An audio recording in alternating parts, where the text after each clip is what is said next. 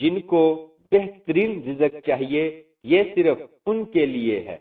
بسم اللہ الرحمن الرحیم۔ السلام علیکم۔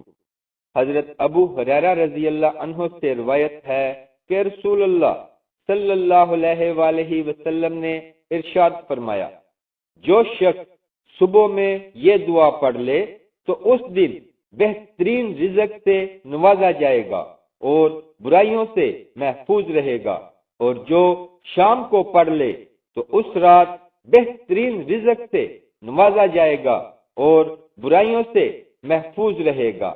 دعا ہے، ماشاءاللہ لا حول ولا قوت الا باللہ، اشہد ان اللہ علی کل شیء قدیر۔ ویڈیو کو ثواب کی نیت سے شیئر ضرور کریں۔ اسلامک ویڈیوز کے لیے سبسکرائب کریں اور ساتھ بیل کے بٹن کو بھی پریس کر دیں۔